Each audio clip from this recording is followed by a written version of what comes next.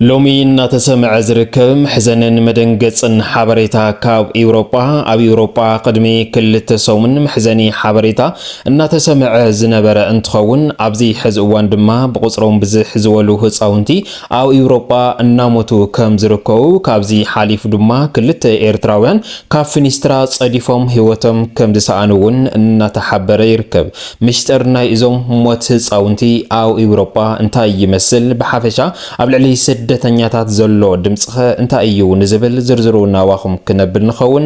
ካብዚ ብተወሳኺ ድማ ኣብ ጀርመን እውን ካሊእ ምሕዘኒ ሓበሬታ እናተሰምዐ ይርከብ። ኣብ ጀርመን ብኣብዝሓ ኤርትራውያን ስደተኛታት ዝርከብዋ እንትኾኑ ኣብዚ ሕዚ እዋን ብማሕበራዊ ሚድያ መራኸቢ ቢኬኤ ዝበሃል ማለት እውን ህፃውንቲ ኣብ ጀርመን እናተሸወጡ ከም ዝርከቡ እዩ ሓበሬታ እናተሰምዐ ይርከብ። እዞም ህፃውንቲ ድማ ካብ ጀርመን ኣውፅኦም ብዘይ ሕጋዊ ናብ ካሊእ ሃገር እናሰደድዎም እዚ ምሕዘኒ ዝኾነ ፍጻመ ድማ ብኣብዝሓ ኣብ ልዕሊቶም ስደተኛታት ኤርትራ ከም ዝፍጸም እዩ ማዕኸናት ዜና እናጸብጸብኦ ዝርከባ ዘለዋ። ስለዚ ኣብ ኤውሮፓ ዝርከቡ መት ህፃውንትን ከምኡ ድማ ኣብ ጀርመን ዝርከቡ ምሻጥ ህፃውንትን ፍላይ ድማ ኣብ ስደተኛታት ኣመልኪቱ ኣብዚ ሕዚ እዋን እናወፀ ዝርከብ ዘሎ ሓበሬታ ናዋኹም ክነብል ኢና። ሰላምታና እውን ኣይረሳዕናን። ነዚ ቻነልና እዚ ሓደሽቲ ዝኾንኩም ሳብስክራይብ ናበልኩም ኣባላትና ላይክ ሸር ናበልኩም መደብና ስካብ መወዳእታ ሓቢርኩም ናጽንሑ እምበኣርከስ ፈለማ ብዛዕባቲ ኣብ ጀርመን ኣብዚ ሕዚ እዋን እናተሰምዐ ዝርከብን ንኹሉ ሰብ ድማ እናሕዘነ ዝርከብ ጉዳይ ምሻጥ ህፃውንቲ እንትኸውን ህፃውንቲ ኣብ ጀርመን ፍላይ ትሕቲ 15 ዓመት ዝኾኑ ካብዚኣቶም ድማ ኣብ ዝተፈላለየ መዕቆዊ ስደተኛታት ጀርመን ዝርከቡ ብኣብዝሓ ድማ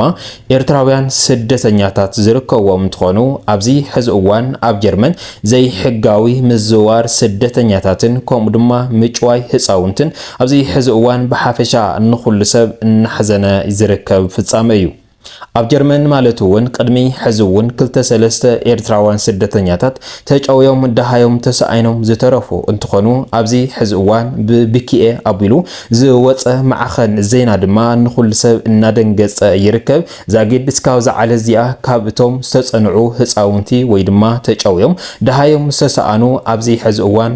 ደሃዮም ዝተሰኣኑ ልዕሊ 200 ኣብዚ ወርሒ ዝተፈጸመ እንትኸውን ናይ እዚ ምሽጥር መጮይ ምኽንያትን ምሽጥር እቶም ደሃዮም ዝሰኣኑ ዘለው ህፃውንቲ ብፍላይ ድማ ኣብ ልዕሊቶም ስደተኛታት ኤርትራውያን ዝበጽሕ ዘሎ መጮይቲ ሎሚ ብዝተፈላለየ ማዕኸናት ዜናን በቶም ናይ ሕጊ አካላትን ምሽጥር እቲ መጮይ እናተቃልዐ ይርከብ። እዚ ክበሃል ከሎ ማለት እውን ኣብ ጀርመን ሕውእ ዝኾነ ዌብሳይት ከም ዘሎ እዚ ምሽጥራዊ ዌብሳይት ድማ መብዛሕትኡ ንትሕቲ 15 ብምሽጥራዊ እናሳተፈ ዝመጽእ እንትኸውን እዘን ህፃውንቲ እዚአን ትሕቲ 15 ብኣብዝሓ ድማ ደቂ ኣንስትዮ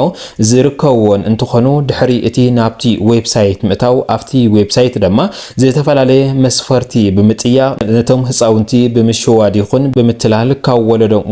ወለዶም ወሲዶም ካብ ሃገር ጀርመን ኣውፅኦም ናብ ካሊእ ይሸጥዎም ከም ዘለው እዩ ሓበሬታ እናወፀ ዝርከብ ዘሎ ማለት እዩ። ማለት እውን ኣብ ጀርመን ቅድሚ ሕዚ ብዙሓት ሕማቃት ፍጻመ እኳ እንተነበሩ ነገር ግን ኣብዚ ሕዚ እዋን እናተሰምዐ ዝርከብ ዘሎ ብፍላይ ድማ ኣብ ስደተኛታት ኤርትራውያን ዝካየድ ዘሎ ምሻጥን ምልዋጥን ቀደም ዝቐረየ ኣብዚ ሕዚ እዋን ግን ንኹሉ ሰብ እናደንገጸ ይርከብ። ካብዚ ብዝተበገሰ ድማ ኣብ ዝተፈላለየ መዕቆዊ ስደተኛታት ዝርከቡን ኣብ ዝተፈላለዩ ናይ ትምህርቲ ቤት ወይ ድማ ናይ ህፃውንቲ መእከብ ዝርከቡ ካብኣቶም እናተወሰዱ ከም ዘለውን ዝተፈላለዩ ሓበሬታ እናወፀ ከም ዘሎ ሎሚ ዕለት ድማ ቢኬ ዝበሃል ማሕበራዊ ሚድያ መራኸቢ ኣውፅዎ ዘሎ ኣብ ጀርመን ብሕውእ ትሕቲ 15 ህፃውንቲ ይሽወጥን ይልወጥን ከም ዘለዎም ካብዚኣቶም ድማ መብዛሕትኦም ስደተኛታት ኤርትራ ከም ዝኾኑ ካብእቶም ስደተኛታት ኤርትራ ድማ ትክክለኛ ክሓስቡ ዘይኽእሉ መብዛሕትኦም ድማ ኦቲዝም ዘለዎም እውን ከም ዝወስዱ እዩ ሓበሬታ ሎሚ እናተሰምዐ ዝርከብ ዘሎ ማለት እዩ። ክቡራት ሰማዕትና ብጣዕሚ እዩ ዝሕዝን ኣብ ጀርመን እናተኻየደ ዘሎ ፍጻመ ፍላይ ድማ ኣብ ልዕሊ ስደተኛታት ኤርትራ ሕዚ እውን እንተኾነ ብመሪር ኩነታት እናኸደ ይርከብ ማለት እዩ። ክቡራት ሰማዕትና ካብዚ ብዝተበገሰ ድማ ዝተፈላለየ ህፃውንቲ ዝርከብዎም ከባቢታት ኣብዚ ሕዚ እዋን እናተዓፀው እኳ እንተሃለው ነገር ግን ናይ እቶም ስደተኛታት መዕቆዊ ካብቲ መዕቆዊ ብዝተፈላለየ ምትላልን ብዝተፈላለየ ምዕፋንን ካብ መዕቆዊ እውን እናወሰድዎም እዮም ዝርከቡ። እዚ ንምንታይ ይወስድዎም ኣለው ንዝብል ዝተፈላለየ ወሃብቲ ርእቶ ዝተፈላለየ ሓሳብ እናቕረቡ ይርከቡ። እዚ ማለት እውን ናይ እቶም ህፃውንቲ መጭወይ ምኽንያት እቲ ኣብ ውሽጦም ዝርከብ ዘሎ እዞም ህፃውንቲ እዚኦም ድሕሪ ምጭዋይ ዝተፈላለየ ግፍዕን መቕተልትን ካብ ዘብፅሕሎም ድሕሪኡ ድማ ድሕሪ ሕልፈተ ህይወቶም ድማ ኣብ ውሽጢ ዘሎ ንብረቶም ማለት እውን ከም ኮላሊት ዝበሉ ናብ ካልእ ሰብ ሕሊፎም ከም ዝህቦምን ከም ዝሸጥዎን ፍላይ ድማ ነቲ ሰብሱ ኣብ ውሽጢ ኣካላቱ ብዝርከቡ ነገራት ከም ዝጥቀምለውን እዞም ሰባት እዚኦም ድማ ቀጥታ ድሕሪ ምጭዋይ ወይ ድማ ናብ ዝተፈላለየ ድሕሪ ምሻጥ እቲ ኣብ ውሽጦም ዘሎ ንብረቶም እናውፅዎም ናብ ካልእ ሃገር ይሰድዎም ከም ዘሎ እዩ መሕዘኒ ሓበሬታ እናተሰምዐ ዝርከብ ዘሎ ማለት እዩ። ካብዚ ብተወሳኺ ድማ ኣብ ኤውሮጳ እውን ኣብዚ ሕዚ እዋን መዘራረብ ዛዕባ ጉዳይ እናተፈጠረ ይርከብ። ኣብ ኤውሮጳ ቅድሚ 2 ሰሙን መሕዘኒ ሓበሬታ ተሰሚዑ ከም ዝነበረ ዝፍለጥ እዩ። እዚ መሕዘኒ ዝኾነ ሓበሬታ ድማ ሓንቲ ጓል 2 ዓመት ኣብ ውሽጢ መኪና ሂወታ ሓሊፋ ከም ዝጸንሐት ብዝተፈላለየ ማዕኸናት ዜና እናተዘረበ ከም ዝነበረ ዝፍለጥ እዩ። ማለት እውን እዛ ኣብ መኪና ሞይታ ዝጸንሐት በቲ ኣብቲ ከባቢ ዝተፈጠረ ሙቐት እናተባሃለ ብዝተፈላለየ እናተነገረ ዝነበረ እንትኸውን ሎሚ ዕለት ድማ ካብዚ ብዝተበገሰ ኣብ ኤውሮጳ ዛግድ ልዕሊ 15 ህፃውንቲ ሂወቶም ከም ዝተሰኣነ እዩ ሓበሬታ እናተሰምዐ ዝርከብ ዘሎ ማለት እዩ። ካብዚኣቶም ናይ እቲ ጸገምዚ ተኸፋሊ ዝኾነ ሓደ ኤርትራዊ ወዲ 3 ዓመት ዝርከቦም እንትኾኑ እዚ ኤርትራዊ እዚ ድማ እቶም ወለዱ ነቲ ሙቐት ንምክልኻል ተባሂሉ ነቲ ኣብቲ ገዛ ዝነበረ ፍኒስትራን መጋረጃን ብምኽፋት እዚ ህፃን እዚ ድማ በቲ ፍኒስትራ ዘሊሉ ናብ ደገ ከም ዝጸደፈ እዩ መሕዘኒ ሓበሬታ እናተሰምዐ ዝርከብ ዘሎ። ኣብ ኤውሮጳ በቲ ኣብዚ ሕዚ እዋን ዝተከሰተ ሙቐት ናህሪ ኣብዚ ሕዚ እዋን ዝተፈላለየ ህይወት ዝተፈላለየ ህፃውንትን ዝተፈላለየ ሰባትን ኣብ ሓደጋ ወዲቖም ይርከቡ። እዚ ኣብ ኤውሮጳ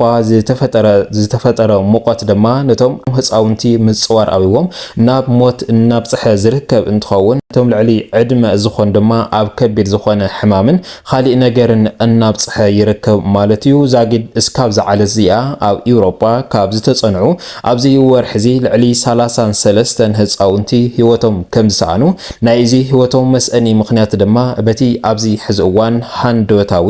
ዝተፈጠረ ሓይሊ ሙቐት ምዃኑ ብዝተፈላለየ ማዕኸናት ዜና እናተነገረ ይርከብ ማለት እዩ። ክቡራት ሰማዕትና